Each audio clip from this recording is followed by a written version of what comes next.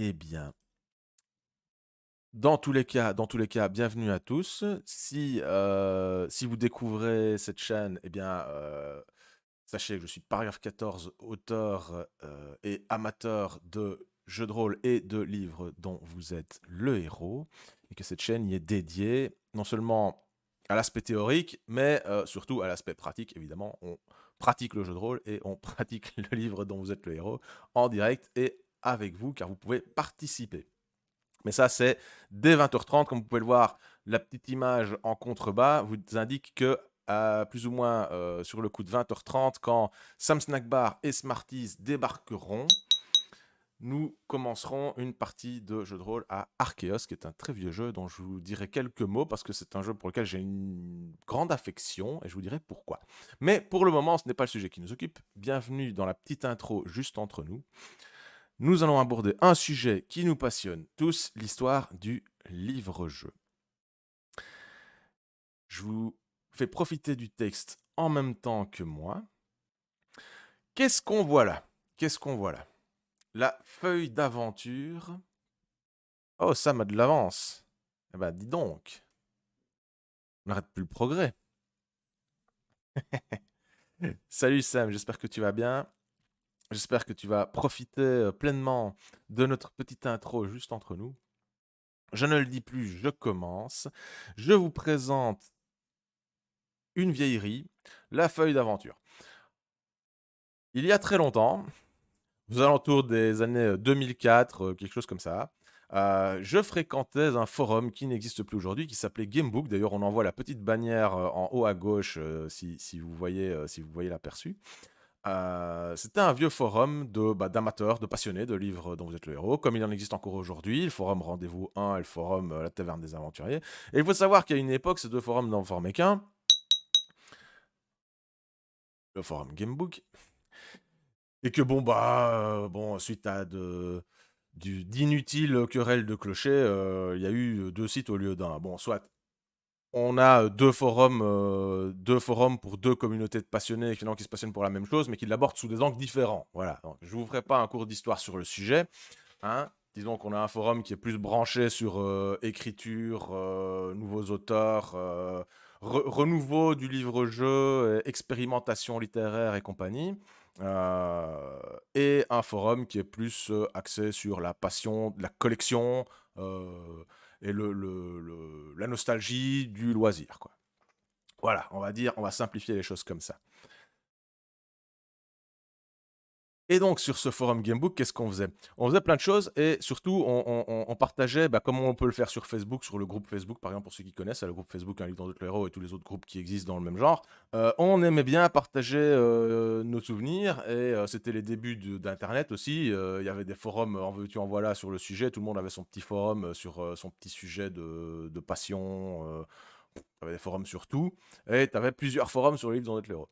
Mais bon, le Forum Gamebook se distinguait quand même des autres. Il était soudé par une communauté forte, on va dire, et par des représentants tels que, par exemple, Martin Chabonneau, qui est le créateur du monde Xoromag et l'auteur de très nombreux livres-jeux qui sont disponibles gratuitement sur la toile. Euh, mais il y avait aussi d'autres personnes qui sont devenues aujourd'hui, pour beaucoup, des auteurs de livres-jeux, notamment. Enfin, soit. Et donc, à cette époque, on était encore en 2004, hein. 2004, c'était quand même encore une époque où le livre-jeu n'était pas revenu à la mode, quoi, comme il l'est aujourd'hui. Enfin, je n'irai pas jusqu'à dire qu'il est à la mode, mais en tout cas, il est clairement revenu dans les bonnes grâces des éditeurs et du public. Ça, c'est sûr, et c'est tant mieux. Mais à l'époque, c'était zone morte, hein. On se demandait même si on allait continuer à avoir des livres dans Vous êtes le héros. C'était vraiment réduit à peau de chagrin en termes de publication, quoi. Et il n'y avait aucun renouveau, si ce n'est des auteurs motivés sur la toile qui mettaient leurs œuvres en ligne gratuitement. Et je vous parle de ça bien avant même la naissance du prix Yastromo. C'est tout dire. Prix Yastromo, donc, qui récompense les auteurs de livres-jeux. Et un jour, en discutant avec les gars sur un bête chat, hein, vous savez, les chats, il y en avait aussi beaucoup à l'époque, à MSN Messenger, tout ça. ICQ ou je sais plus quoi. On discutait sur un chat, hein, et on se disait: «Tiens, si on faisait un fanzine?» Parce que ce serait quand même cool de reparler un peu de tout ça et d'apporter un peu notre regard, maintenant qu'on est adulte, voilà, de partager un peu notre passion et puis de la faire connaître et voilà, de faire un truc sympa entre nous. Comme on s'y connaît quand même vachement bien, on pourrait partager nos connaissances et puis faire un truc, quoi. Et on a fait le fanzine La Feuille d'Aventure. Le premier fanzine sur les livres-jeux à ma connaissance. Bon, malheureusement, on n'a pas fait beaucoup de numéros. La dynamique a vite souffert de tout ce dont peut souffrir une dynamique de groupe. Et on n'a pas été au bout de l'aventure. On vous a quand même livré 6 numéros qui sont tous téléchargeables sur le site literaction.fr. Ce fanzine est téléchargeable depuis ce site. Et je vous propose ici de lire un article que j'avais écrit à l'époque pour le numéro 2. Pour le numéro 2, et les amateurs de ma chaîne, les fidèles, reconnaîtront peut-être la créature que l'on voit sur la couverture, ça leur dira peut-être quelque chose. Et oui, c'est aussi le numéro du fanzine qui a connu la première version d'Effervescence au Palais Royal, mon aventure. À l'époque, elle faisait que 100 paragraphes parce que c'était la contrainte. À chaque numéro du fanzine, on mettait une aventure d'une centaine de paragraphes maximum. Et moi, j'avais écrit Effervescence au Palais Royal dans le contexte du fanzine numéro 2 à l'époque. Et c'était vraiment la toute première version qui est toujours téléchargeable gratuitement aussi sur le site. Voilà. Mais je ne vous la recommande pas parce que la version que je vous ai proposée en stream, elle est quand même vachement plus aboutie, quoi. Mais soit, ce n'est pas le propos. On voit que ce numéro, le numéro 2, était consacré à l'histoire du livre-jeu, les défis fantastiques oubliés, le premier conte interactif de Raymond Queneau, parce qu'à l'époque, on était vraiment convaincus que Raymond Queneau, à Conte à votre façon, en 1967, c'était le début. C'était vraiment le premier. En tout cas, on n'avait pas accès de manière courante, à toutes les informations. Voilà. Et l'article de Demian Katz que je vous avais montré furtivement en PDF dans le Fighting Fantasine, c'était qu'en 2010, hein, ou en 2012, un truc comme ça. Parce qu'il faut savoir que la feuille d'aventure existait déjà avant le Fighting Fantasy. Ça se note. Ça se note. Ça se note. Donc, on a vraiment été des pionniers dans la matière. Et là, je vous propose de relire mon essai pour une histoire du livre-jeu, que j'ai écrit donc il y a très très longtemps.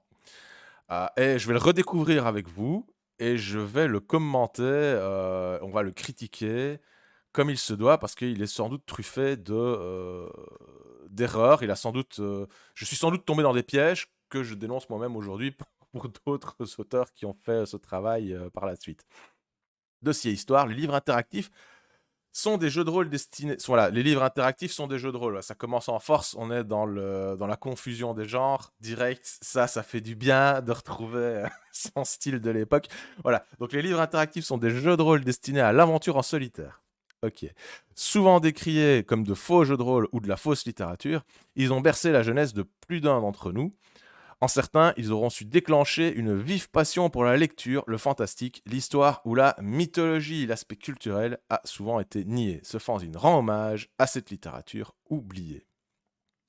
Alors, je ne sais pas si je lirai tout l'article. Bon, on va essayer le début. Je me souviens que j'avais été à rebours. J'avais commencé par les années 80 et puis j'avais fait un peu à l'envers. Essai sur une histoire du livre-jeu. Situation historique des années 80 à l'âge d'or du fantastique. Le premier livre dont vous êtes le héros est précédé d'une précieuse petite biographie en hommage aux deux créateurs du concept, Steve Jackson, biologiste et psychologue de l'université de Kiel, et Ian Livingstone, spécialiste en marketing diplômé de Stockport. Se connaissent depuis le lycée. Passionnés par les jeux, entre autres par les wargames américains, ils fondent à Londres en 1974 la société Games Workshop, quittant définitivement toute autre activité professionnelle. Cette société est aujourd'hui essentiellement connue pour ses jeux de figurines, Warhammer, et son adaptation futuriste, Warhammer 40 000. Je vous rappelle, on est en 2004, depuis, je crois que Games Workshop a revendu les droits d'exploitation de Warhammer, je sais plus, je sais plus comment ça fonctionne, mais je trouve que ça a dû changer, à mon avis. Ainsi que Lord of the Rings, à l'époque, en tout cas, il y avait un jeu de figurines Lord of the Rings, inspiré directement de l'univers de Tolkien, blablabla, blablabla. À cette époque, le tout premier jeu de rôle, Donjons et Dragons, conçu entre autres par les Américains Gary Gygax et Dave Hanson, connut un certain succès dès sa publication en 1974.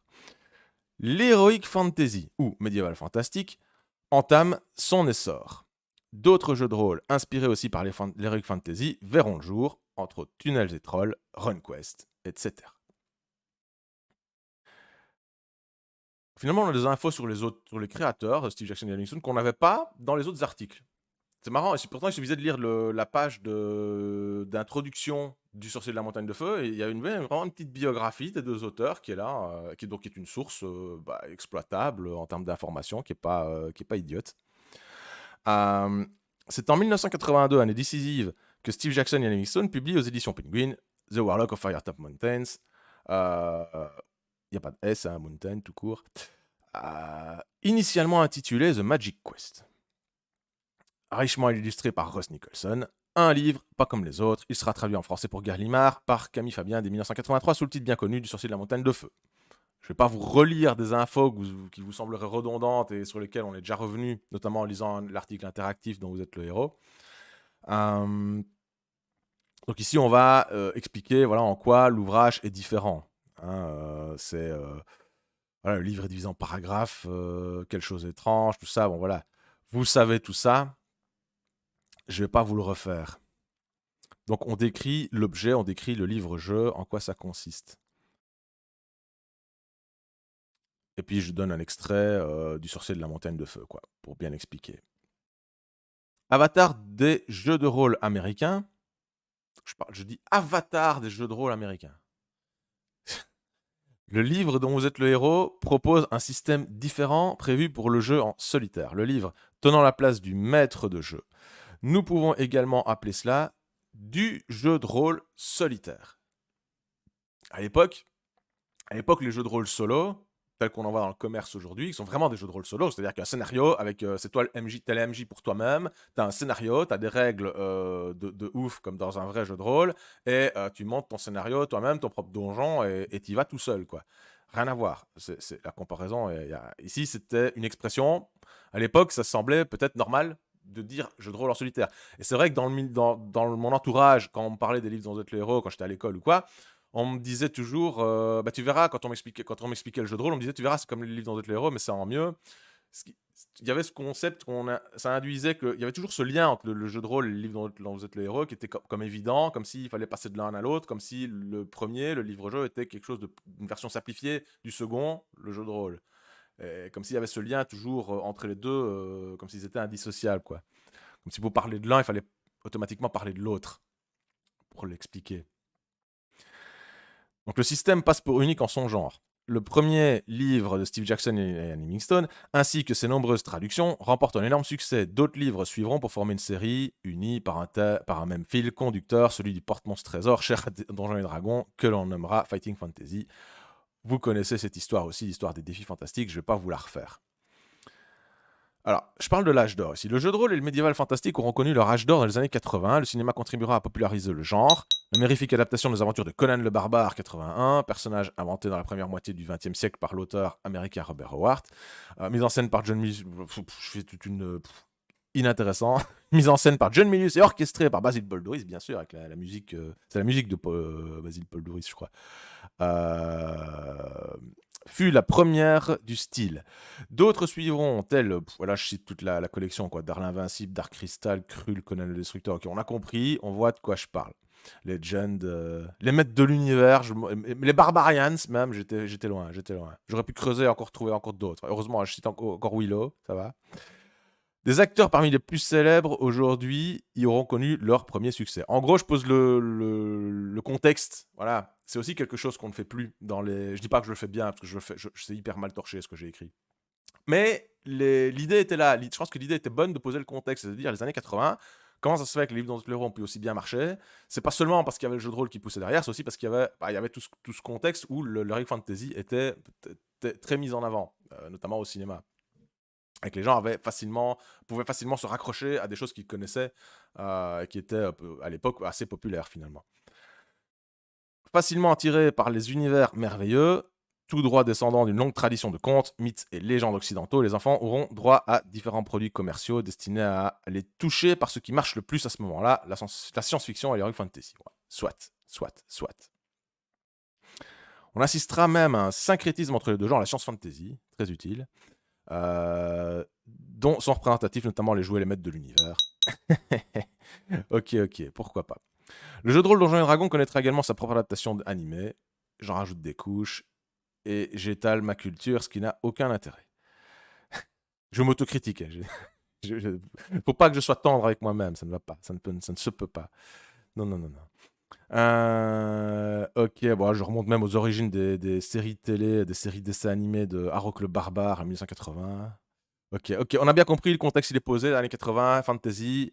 Même, c'est vrai que même si on regarde les covers des albums de metal des années 80, albums de heavy metal, surtout beaucoup, c'est vrai que l'imagerie, les illustrations tournent souvent autour de la fantasy, quoi, hein. C'était quand même assez récurrent, les guerriers musclés, les épées, les dragons, c'était quand même récurrent dans l'imagerie du métal, quoi, à l'époque. Du heavy metal, en tout cas. Alors, les activités liées au jeu de rôle touchent un public généralement intellectuel. Ok, pourquoi pas. Ça, c'est un jugement de valeur. J'ai commis un jugement de valeur. Je ne devais pas dire un truc pareil. Il y a de nombreuses choses à lire. Les règles doivent être connues et mémorisées. Et plus les années passent, plus le jeu de rôle évolue et se complexifie. Une fois de plus, le livre dans le héros a cette prérogative de nécessiter moins d'implication de la part du joueur. Les règles sont réduites à leur strict minimum. Nous allons d'ailleurs de ce pas approfondir le système de jeu dans la partie suivante. Ok. Signe de maturation. Attente à ne pas Attention à ne pas pourrir. Je vais pas je ne non, non, non, je ne pourris pas. Je ne pourris pas. Alors là, j'explique, clairement, les règles des défis fantastiques, quoi. Donc ça n'a aucun intérêt pour vous, vous les connaissez déjà, on en a déjà streamé assez comme ça. Vous savez en quoi consiste le système défis fantastiques, sauf si vous nous découvrez aujourd'hui et que par hasard vous tombez sur ma chaîne et que vous vous dites: «Mais qu'est-ce qu'il raconte ce gars?» Ouais, le système des livres dans le défis fantastiques, très simple, lancer 2 dés, hein, on additionne avec un score qui est un score d'habileté et puis on compare avec la même chose avec l'adversaire. Celui des deux qui a le plus à gagner, etc. Donc c'est tout ça que j'explique ici en long et en large. Ça n'a pas, me semble-t-il, beaucoup d'intérêt de vous le ressasser. L'évolution, le temps des sagas dont vous êtes le héros. Alors, dès 83, l'idée de faire évoluer le héros à travers plusieurs aventures prenait naissance grâce à Steve Jackson et la série Sorcellerie. Ce système de règles est le même. La différence que le joueur a le choix entre incarner un guerrier et incarner un magicien. Dans ce cas, il dispose d'une liste de sorts, tous nommés en 3 lettres, et qu'il doit étudier par cœur. La série se composera au final de 4 livres et restera l'une des meilleures sagas. Il est à noter que l'utilisation de sortilèges par le joueur fut explorée la même année dans le tome 2 des Fighting Fantasy, la citadelle du chaos. Pas de la même manière, mais effectivement, il y avait des sorts. Très vite, d'autres auteurs, désireux de rendre davantage de crédibilité aux règles, ah bon, les complexifieront. Ah d'accord, quelle étrange phrase. Désireux de rendre davantage de crédibilité aux règles. C'est très tordu comme phrase, je ne pense pas qu'elle soit très justifiée. Ah là là, qu'est-ce que j'ai pu écrire de la merde quand même. Mais il y a des bonnes idées dans l'intention. Voilà, dans l'intention. Dans l'intention, il y avait des bonnes idées. Bah, OK, donc après les règles, forcément, les règles vont se complexifier dans la série, Défis Fantastiques notamment. Tout. OK, proportion des aventures qui vont se dérouler dans l'Atlantia, dans les autres continents, aucun intérêt. Ensuite, Joe Dever, c'est Joe Dever, concepteur de l'UNO. Ouais, c'est les mêmes trucs, on parle de Défis Fantastiques de Joe Dever, les 2 mastodontes, exactement comme dans l'article, interactif qu'on avait lu l'autre fois. C'est les mêmes qui reviennent, hein, et je parie qu'après, je parle de La Quête du Graal. Bim! En 2004, je parlais déjà d'abord de Défi Fantastique, de Loup Solitaire et puis de la Quête du Graal, comme si c'était le trio gagnant, le trio obligé. Et donc 20 ans plus tard, il y a un gars qui écrit un article et qui se dit aussi, il tombe sur la même conclusion. Il se dit, il faut que je parle de Défi Fantastique, de Loup Solitaire et de Quête du Graal, c'est obligé. Apparemment, ça a l'air d'être cohérent, ça a l'air d'être logique. Donc c'est à Joe Dever, concepteur de Lone Wolf, Loup Solitaire, que l'on doit en 1984 le premier tome de ce qui sera la plus longue saga de Gamebooks jamais conçue, permettant une progression réelle du personnage. Chaque livre achevé correspond à un niveau acquis entraînant le gain de nouvelles capacités, un peu comme dans un jeu de rôle sur table. Nouveauté, le joueur n'a plus besoin de dés, il détermine un tirage à l'aide d'une table de hasard disposée en fin d'ouvrage. On va aller prendre son crayon, on va aller faire fermer les yeux, et pic. Tu détruisais ton bouquin en faisant ça. Les règles sont tout autres.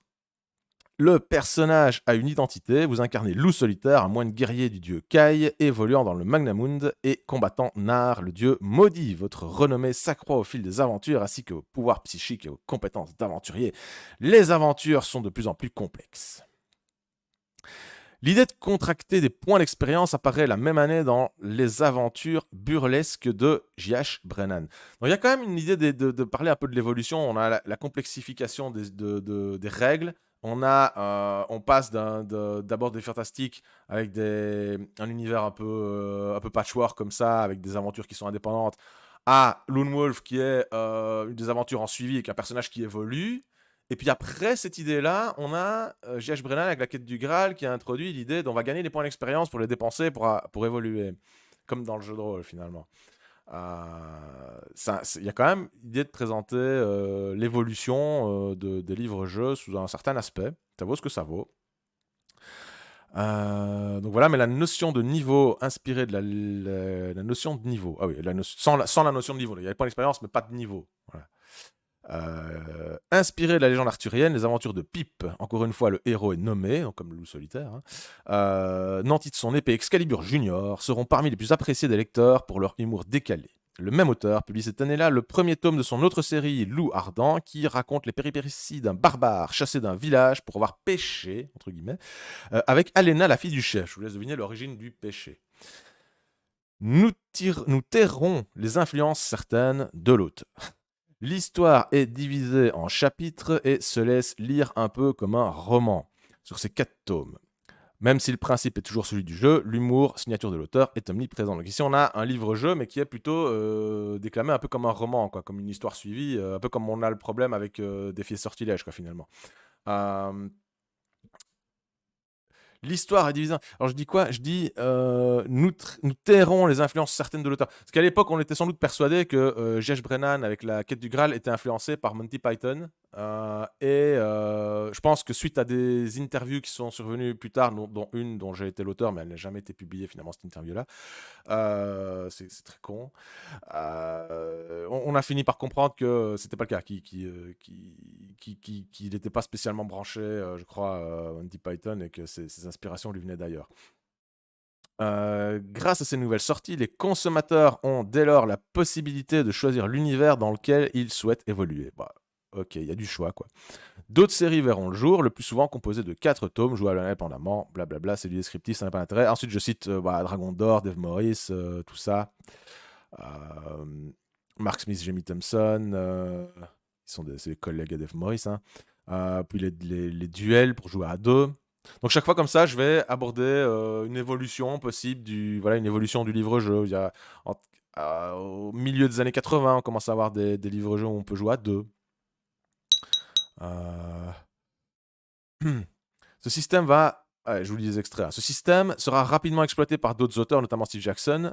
Clash of the Princes, donc c'est la série, Duel, où là on avait 2 tomes, chacun un tome, alors on jouait un personnage, et puis de temps en temps on pouvait se rencontrer.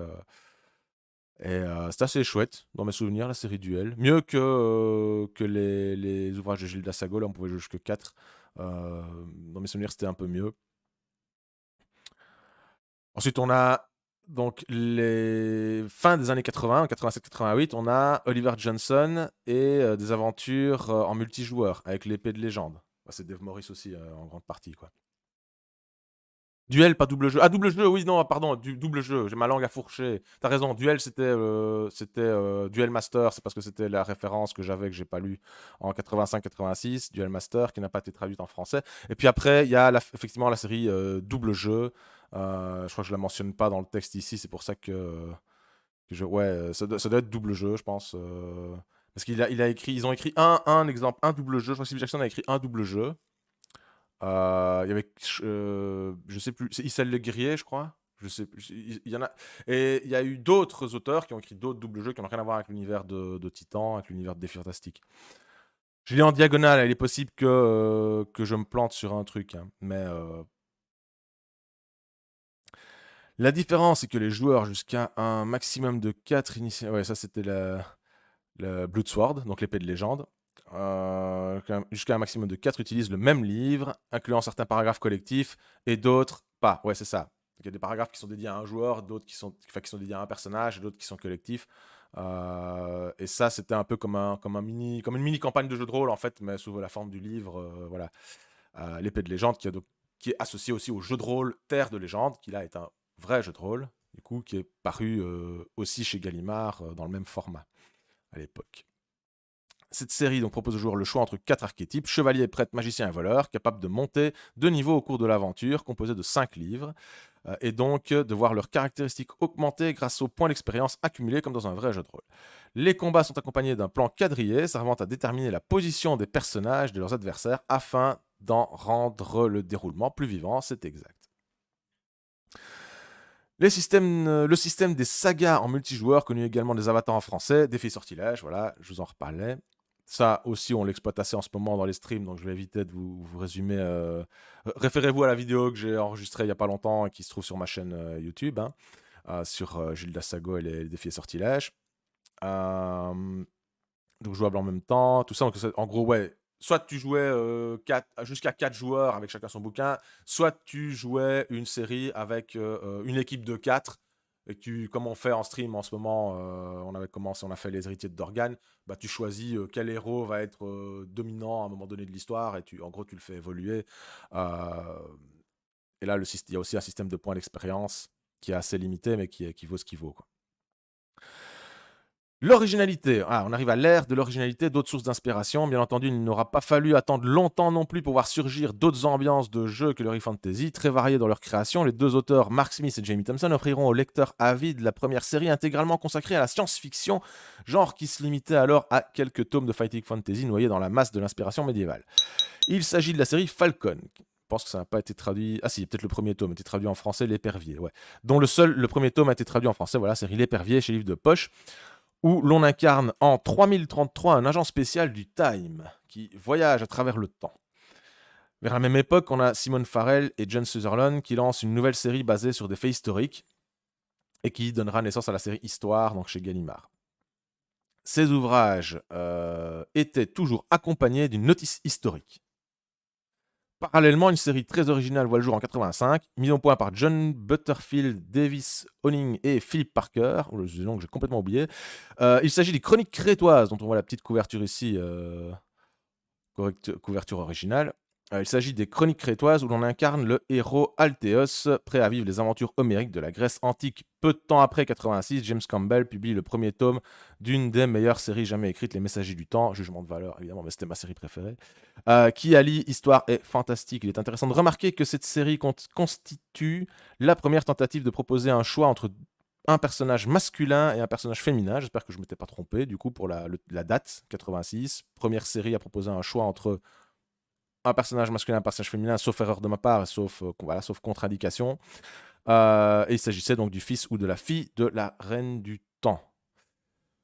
En 1987, c'est au tour du genre policier de se voir consacrer une série, Sherlock Holmes, que j'ai récemment complété, obtenu le dernier tome qui me manquait. Youhou, je suis joie. Directement donc adapté de l'univers de Conan Doyle, dont le premier tome fut écrit par Gerald Lintz. Aucun intérêt. Mais on comprend l'idée d'expliquer que on y a été progressivement, que les jeux se sont complexifiés, qu'ils ont gagné que les règles ont gagné en complexification, entre guillemets, que les ajouts de règles, généralement, sont inspirés des mécaniques du jeu de rôle. On a l'évolution en niveau, l'acquisition de nouveaux pouvoirs, le fait de jouer à plusieurs. Je crois même que dans les légendes, je pense même qu'on pouvait déterminer un ordre de marche. Donc c'est vraiment des concepts qui sont hérités du jeu de rôle, les archétypes, quoi, chevalier, voleur, tout ça, voilà.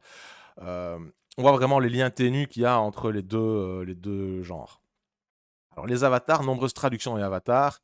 Bah oui, là on va avoir donc tout ce qui concerne la série Histoire à jouer. C'est vrai qu'on n'en parle pas beaucoup. Peut-être ça vaudra peut-être la peine que je vous lise ce passage.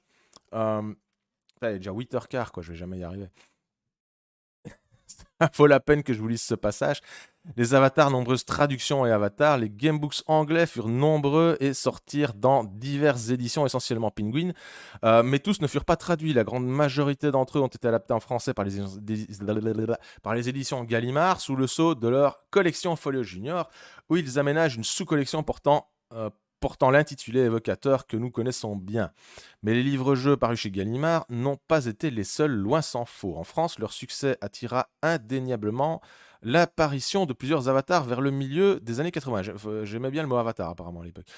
Parmi ceux-ci, seuls les ouvrages de Gildas Sago furent repris par Gallimard. Effectivement, à l'époque, on pensait que c'était le seul auteur français de chez Gallimard, avant qu'on découvre que James Campbell était un pseudonyme pour Jean-François Ménard et que c'était finalement le deuxième auteur de français. D'autres éditions proposeront donc les œuvres d'autres auteurs, également sous forme de séries de qualité inégale.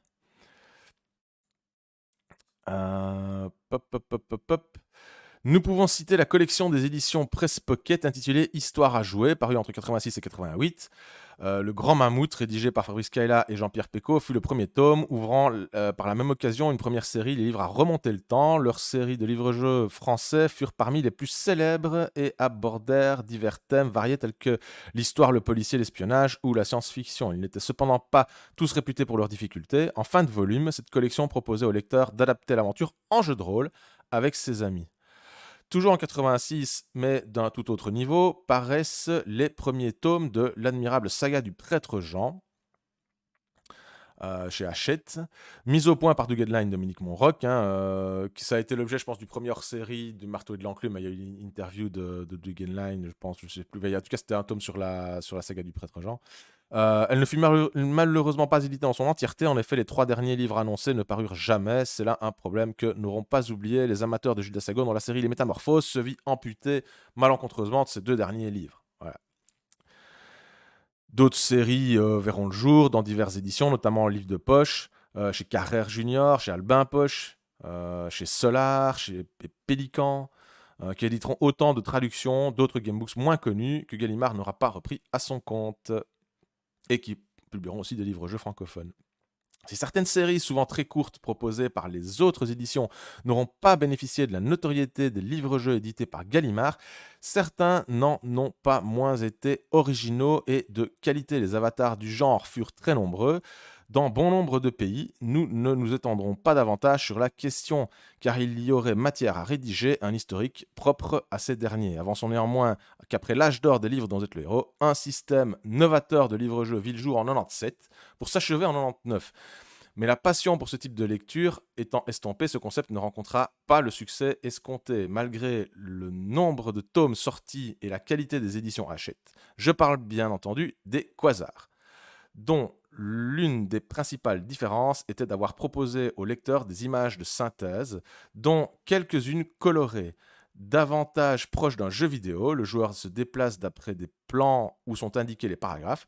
Cette nouvelle collection, créée par Migou, un collectif qui portait le nom de Migou, se divise en 3 séries, 2 d'entre elles prévues pour le jeu en solitaire, les Quasars Solo et Méta Solo, et une autre pour un mode multijoueur, les Quasars Saga, où l'on pouvait incarner l'un des personnages précédemment joués dans une des séries solo. Genre, tu avais des thématiques sur les Celtes, c'était les mythologies, tu avais la mythologie celte, la mythologie nordique, la mythologie russe, tout ça, et tu forgeais ton héros dans une mythologie, et puis tu le jouais en mode multijoueur dans l'univers global où tu tapais sur des envahisseurs extraterrestres, quoi, je crois. Le pitch, c'est que ton personnage est dans une salle d'entraînement, et la salle d'entraînement reproduit un décorum mythologique, et puis après, tu as ton héros qui est... C'est un truc de ce goût-là, quoi.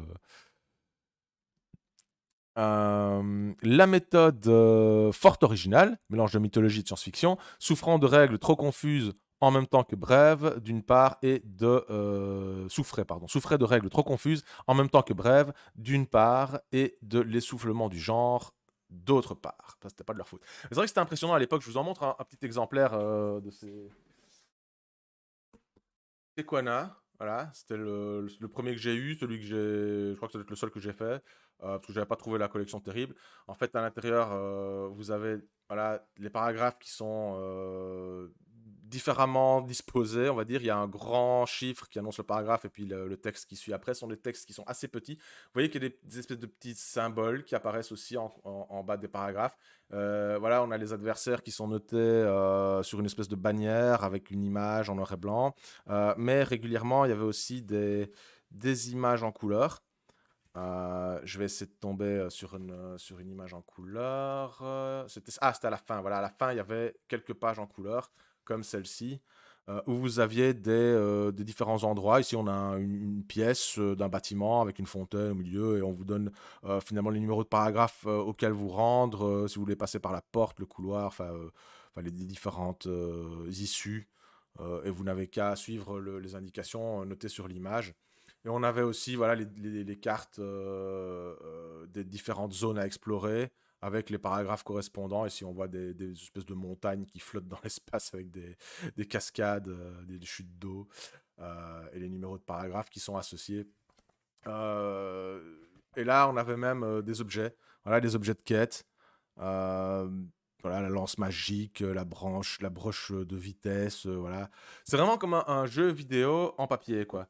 Alors pour le fun, je vous montre le numéro 1 des méta solo, voilà, les tombeaux des réalités. Bah, c'était le même genre de, voilà, c'était des bouquins pas très épais. L'intérieur, voilà, ça ressemble à la même chose. Ici, on a même des images qui sont fort détaillées avec des flèches qui vont vers des différents symboles pour expliquer, voilà, là, il y a ça, ça, ça. C'est vraiment comme un petit jeu vidéo, quoi.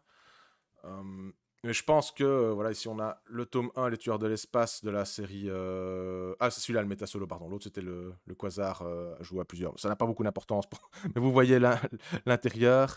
Voilà, encore une fois, avec des petites images en couleur. Voilà, ici, on a les livres évolués. Ici, je vois qu'il y a des pleines pages couleur au milieu.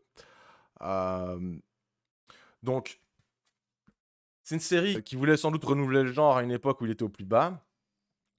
Mais qui est mal tombé, parce qu'évidemment, je pense que les éditeurs n'y croyaient plus trop. Je pense que le public se lassait, se tournait peut-être un peu plus vers les jeux vidéo et d'autres loisirs. Et que justement, vu que c'est des ouvrages qui s'apparentaient fort aux jeux vidéo, à l'imagerie du jeu vidéo et à ses mécanismes, à l'époque, peut-être que les gens se disaient où est l'intérêt d'avoir le bouquin alors que je peux le faire avec le jeu vidéo. Peut-être que les gens se disaient ça. En tout cas, la série n'a pas vraiment, elle n'a pas marché du tout, je pense. Alors que elle est sortie quasiment d'une traite, quoi. J'avais rien compris à l'époque. Je me souviens, ils ont quasiment tout sorti d'un coup. À croire qu'ils avaient déjà préparé ça dans les cartons plusieurs années à l'avance. Et puis, blam, ils ont quasiment tout sorti en l'espace de 2 ans. Elle a tenu en 97 et 99, quoi. Tous les bouquins ont été publiés, quoi. Donc, voilà, c'était une époque. C'était la fin des livres-jeux. C'était, voilà. Est-ce que ce genre de bouquin aurait mieux marché un peu avant, un peu après, ou pas du tout, ou je sais pas, est-ce qu'ils étaient vraiment mauvais? Je sais pas. Je sais pas. Je sais pas du tout. Moi, je me souviens que c'était pas. J'ai pas trouvé ça génial, mais bon, peut-être que c'était l'âge aussi. Peut-être que si j'avais eu 2 ans de moins ou 3 ans de moins, peut-être que j'aurais trouvé ça génial. Je sais pas. C'est vraiment difficile parfois de poser un avis sur quelque chose. Enfin bon. Euh, où en sommes-nous? Où en sommes-nous? Nous courons après le temps parce que on a sous-estimé le passage du temps à quelque chose de grave. Alors. Donc, bah ouais, petit extrait donc, sur les histoires à jouer, tout ça. Histoires à jouer qui, notez bien, comme vous le savez probablement déjà, ont été rééditées par l'éditeur Posidonia avec des tomes inédits qui auraient dû sortir à l'époque et tout ça, des petites corrections ici et là. Donc, n'hésitez pas à aller jeter un œil chez Posidonia pour si vous voulez vous approprier ces collections, donc les histoires à jouer de Press Pocket, si vous voulez les avoir dans leur version nouvelle. N'hésitez pas à aller sur leur site et à acheter les collections. Euh, les précurseurs, bah oui, voilà. C'est là qu'on tombe donc l'histoire à rebours. Les précurseurs, non, Steve Jackson et Ian Livingstone n'ont pas inventé le livre-jeu. Comme qu'on aurait pu le croire. À l'époque, franchement, on pouvait le croire. Hein. Manquant d'informations, on pouvait le croire. Le concept du livre-jeu est bel et bien antérieur à celui du traditionnel livre dont vous êtes le héros. Steve Jackson et Ian Livingstone ne sont pas les premières personnes à avoir rédigé des livres interactifs. L'idée en revient probablement à un certain Edward Packard, probablement, je prends des pincettes, euh, auteur de Sugarcane Island, rédigé en 69 et publié pour la première fois en 76 par Vermont Crossroad Press. Donc je me demande d'ailleurs si les pays francophones ont jamais connu une traduction de cet ouvrage. Je me rappelle plus s'il figure parmi la liste des ouvrages traduits en français de chez Choose Your Own Adventure, mais peut-être. Je n'ai pas été vérifié. Edward Packard est né en 1931, ok, à Huntington, oui, New York, et est diplômé de Princeton et de Columbia Law School. Essayiste et poète, il rédigeait des histoires interactives pour les lire à ses enfants lorsqu'approchait pour eux le temps de sombrer dans la douceur de, ouh là là, dans la douceur de Morphée, carrément. J'y vais, quoi. Ce premier ouvrage se vit attribuer une série, Adventures of You, voilà, qui ne compta qu'un seul livre supplémentaire en 77 journées Under the Sea, par Era Montgomery. On sait après qu'ils vont fonder Choose Your Own Adventure. Ok. Dort Packard est aussi l'auteur de The Cave of Time, le premier tome de la série Choose Your Own Adventure, paru dès novembre 81. Ouh là là, 81 novembre, je sais plus. Je suis pas sûr là. Là, j'ai un doute, je me suis planté sur la date là. Ah oui, ok, c'est la date de parution au Canada. Mon Dieu, qu'est-ce que j'ai été faire là? Elle est parue en 81 au Canada, traduite tardivement en français à partir de 86 sous le titre de Choisis ta propre aventure. Ok, alors là, du coup, tout s'explique. Euh, Aux éditions Pélican, du coup. Sans doute la plus longue série de livres-jeux jamais créée. À l'époque, en tout cas en 2004 ou en 2005, je ne sais plus quand est sorti le zine, il y avait 184 tomes. Voilà, allez, c'est daté entre 78 et 98. Donc sur l'espace de 20 ans, ils avaient sorti 184 tomes, dont seulement 24 tomes traduits en français entre 86 et 92. Mais ciblant un public très jeune et ne relevant d'aucun thème précis. Ouais, ok, c'était florilège de thèmes. Et effectivement, ces livres n'ont jamais eu la réputation d'être particulièrement ardus ou relevés. Ça, c'est un jugement de valeur. Je ne sais pas s'ils avaient une réputation quelconque. En tout cas, ils n'étaient pas ardus, ça c'est clair. Il suffit d'en lire un pour se rendre compte que c'était plutôt facile à jouer. Encore mieux, on remonte dans le temps. La même année qu'est publié le premier titre d'Edward Packard, Tunnel et Trolls, principal concurrent de DD à l'époque, et le premier jeu de rôle à proposer des aventures en solo sur base de son univers. Rick Loomis ouvre le bal avec Buffalo Castle, le château du Buffle 84, dans sa traduction en tout cas en français. Récit qui se présente en 150 paragraphes répartis sur une trentaine de pages. Tunnel et Troll poursuivra sa série d'aventures en solo jusqu'en 93, ayant à son actif quelques 24 tomes. Et dès 1979, Ken Saint-André, donc c'est le concepteur de Tunnel et Troll, lance lui-même la série des Pocket Adventures, intégrant seulement 3 tomes. Et là, ce point précis-là, les fameuses aventures donjon solo de Tunnel et Troll, j'y reviens sur l'autre article. Je crois finalement qu'on n'aura pas le temps de le lire aujourd'hui, parce que sinon on va y passer la nuit.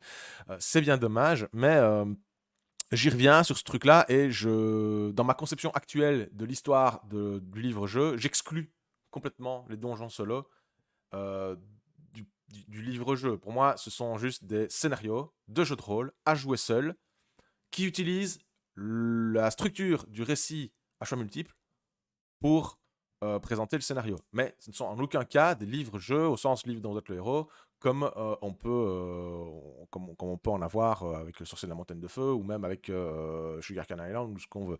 Pour moi, c'est différent, c'est autre chose, et je l'exclus de la lignée, quoi, on va dire. Voilà. C'est mon point de vue. N'engage que moi. Mais je suis pas le seul à avoir lu Jonathan Green. Jonathan Green, il est du même avis que moi dans son bouquin. Puisque l'on en est aux surprises, nous continuerons dans cette voie. Maintenant que vous savez que Steve Jackson n'est pas le premier auteur de livres-jeux, blablabla, on a compris le principe. Je reviens en arrière pour surprendre, pour dire « Ah, vous savez quoi, il y en a encore un plus vieux, et un plus vieux, et un plus vieux. » Ici, on est dans les Donjons et Dragons, les Endless Quest, donc qui sont des histoires, les quêtes sans fin, voilà. De nouveau, il n'y avait pas de règles. La tradition américaine, elle est plus dans le style sans règles. Voilà. C'était juste une histoire on change de parcours comme on veut. Alors, qu'est-ce qu'on a d'autre? On a quoi? Et puis après, on a encore Castle of No Return. C'était quoi ça? La série Witchway en janvier 82, Castle of No Return. Il en va de même pour les 3 tomes qui suivirent, en considérant que le 4e paru en mars de cette année significative. Ouh là là. Ces ouvrages collectifs ne dépassaient pas, alors les 136 pages ne devaient pas être extrêmement relevés pour un lecteur amateur de livres-jeux, qui ont suivi plus tard. Ok. Une chose est sûre, entre 76 et 82, d'autres livres proposant des aventures interactives solitaires ont dû voir le jour et nous passent aujourd'hui sous le nez faute de réédition. Déjà à l'époque, je prenais des pincettes, quoi. Cependant, le jeu de rôle solitaire n'aura acquis ses lettres de noblesse qu'à partir de 82. Et à l'époque, visiblement, je prenais le parti d'appeler ça du jeu de rôle solitaire. Ce n'est plus ce que je ferais aujourd'hui. Je n'emploierai plus cette expression, mais je l'utilise, je l'introduirai quand même dans l'explicatif, mais justement pour la dissocier de ce qu'est un livre-jeu et un livre dont vous êtes le héros, quoi. Castle of No Return, j'avais complètement oublié ce truc-là, le Castle of... J'ai écrit des trucs il y a tellement longtemps, mais forcément, je ne savais plus. Witchway, janvier 82, ça me dit plus rien. Ça me dit plus rien, ça. Witchway's Castle of No Return. Aucun souvenir. Dernier survivant, la mort des livres dont vous étiez le héros. Bah là, ça fait état un peu des dernières sorties qu'il y avait à l'époque, les dernières sorties qu'on avait connues dans les années, fin des années 90. Hein. On a des couvertures ici, on voit les sursauts avec la revanche du vampire, les derniers loups solitaires, les derniers fantastiques et les derniers quêtes du Graal. C'est pas pour rien que c'est le trio gagnant qu'on va citer dans l'histoire du livre-jeu, parce que finalement, c'est les derniers à être restés en lice quand c'est terminé. Quête du Graal, c'est pas un Quête du Graal, le trésor des pharaons, mais c'est le même auteur, c'est ça que je veux dire. J.H. Brennan, on va dire J.H. Brennan, le collectif Défis Fantastiques et Joe Dever sont restés en lice, même à l'heure du déclin du livre-jeu, quoi. Bah oui, cependant, Gallimard n'aura jamais cessé d'éditer quelques-uns des nouveaux gamebooks anglais. Voilà. On a même l'étrangeté, donc le trésor des pharaons, donc la série Défis de l'histoire de J.H. Brennan. C'est aussi un truc que j'avais appris en interviewant J.H. Brennan à l'époque. C'est qu'en fait, la série Défis de l'histoire, qui est une série de 4 livres, n'a jamais existé en dehors du français. Enfin, en tout cas, n'a jamais existé dans sa langue d'origine, c'est-à-dire l'anglais. Ils ont immédiatement été écrits et traduits pour le public français, en fait. Parce que déjà, J.H. Brennan à l'époque ne trouvait plus d'éditeur dans sa langue, hein. Il ne trouvait plus personne pour publier ses bouquins. Et il n'y avait que Gallimard qui commençait à continuer, contrairement aux autres éditeurs du monde, à continuer à éditer en boucle le livre dont vous êtes le héros, même si c'était très peu par rapport à ce qu'elle faisait avant. Elle n'a jamais cessé d'en publier à aucun moment. On le voit encore ici avec cet exemple tout à fait spécifique des défis de l'histoire. Alors, comment ça se conclut cet article? Cependant, nous avons pu remarquer ces derniers temps que Gallimard rééditait une fois de plus ses livres-jeux depuis 2004, parce qu'il y avait des nouvelles couvertures, des nouveaux trucs tout le temps, ça n'arrêtait pas. Hein. Ainsi, nos défis fantastiques paraissent-ils de nouveau nantis du sceau des Fighting Fantasy. C'est vrai qu'à l'époque, ils avaient rajouté le logo Fighting Fantasy en plus du logo traditionnel des défis fantastiques. Tel que présenté dans la nouvelle édition anglaise. Voilà. Y aurait-il encore des acheteurs potentiels dans la nouvelle génération? Pour l'interrogation, l'avenir nous le dira, et on l'a vu, quoi. À l'heure où les enfants raffolent de Harry Potter et du Seigneur des Anneaux, bah oui, c'était l'époque où ça sortit au cinéma, ne serait-il pas temps de redonner un second souffle au LDVELH, alias livre dont vous êtes le héros? En Angleterre, les gamebooks de Jackson et Livingstone font également l'objet de rééditions sous l'égide de Wizard Books, qui ne propose hélas qu'une vingtaine de volumes des Fighting Fantasy ainsi que la série Sorcery. Et ce depuis 2002.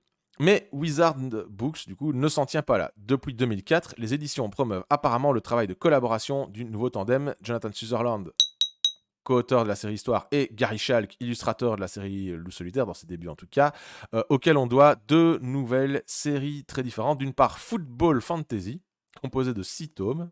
On ne les a jamais eu en français, ceux-là. Football Fantasy, on incarne on a donc 6 tomes pour 6 équipes de foot dont on incarne les 11 joueurs. Ça devait être challenging, ça. D'autre part, la série Phantom Empires, où l'on incarne Nicolas Phantom, reporter anglais dans une époque victorienne futuriste, ou steampunk. Le premier tome, Golem of Brick Lane 2005, annonce déjà les 4 prochains volumes. Et dans mes références, je mentionne le site Gamebooks, de gamebooks.org de Damien Katz, un collectionneur. Paul Person, Mitrandir's Gamebooks Grotto. Je ne sais pas si ce site existe encore, mais c'était aussi un collectionneur. Les sites officiels de la série Football Fantasy. J'ai des doutes sur le fait qu'il existe encore aussi. Steve Darlington, une histoire du jeu de rôle, ouais. Steve Jackson et Livingstone, le sorcier de la montagne de feu en lui-même. Et voilà pour ce retour en arrière.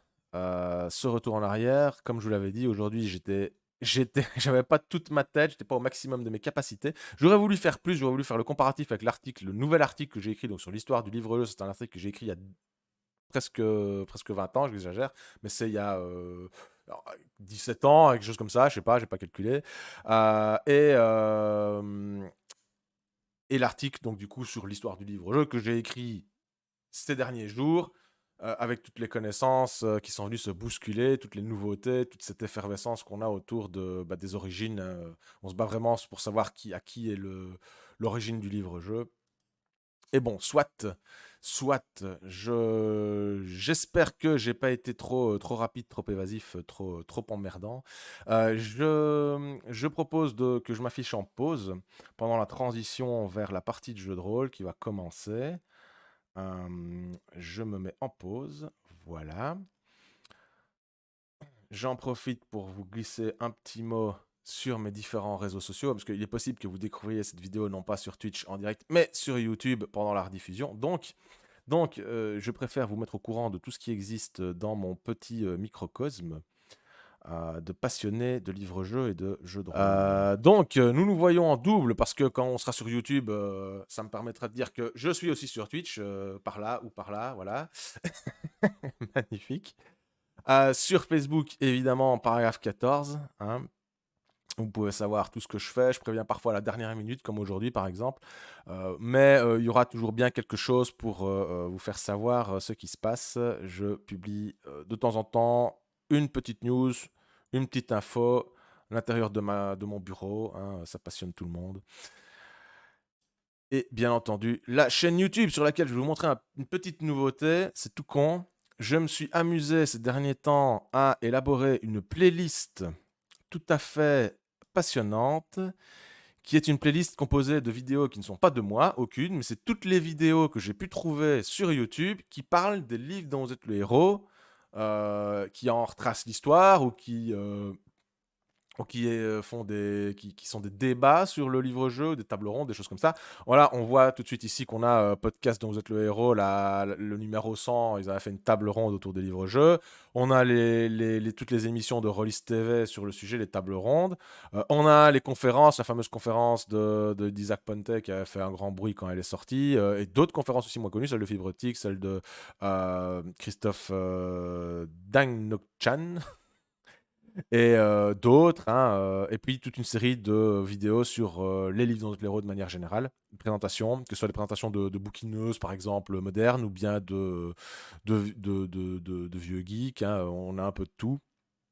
Et on a aussi quelques vidéos en anglais, il n'y en a pas beaucoup, mais il y en a quelques-unes, notamment des interviews aussi, donc à la fin de la liste vous allez trouver des interviews. J'ai même mis une vidéo de JDRD 30 sur le combat dans les fantastiques, parce que c'est vrai qu'il est fort proche de celui des livres-jeux. Voilà, on a un truc sur Lone Wolf en anglais, on a des interviews, c'est par où les interviews? C'est tout en bas les interviews. Hein. Je crois qu'il y a une interview de Liam Livingstone, un modèle tout à la fin, ouais, interview de Joe Dever, Russ Nicholson, enfin voilà. Si ce sujet vraiment vous passionne, je vous recommande d'aller voir cette playlist sur ma chaîne, Paragraphe 14, comme ça vous avez directement accès à une espèce de portail qui vous renvoie vers la plupart des vidéos qui existent sur le sujet. Si vous en connaissez d'autres qui ne sont pas dans la liste, bah, je vous invite à me le dire, à me le faire parvenir d'une manière ou d'une autre, et je me ferai un plaisir d'ajouter la source dans la playlist. Voilà pour aujourd'hui, pour la petite intro juste entre nous.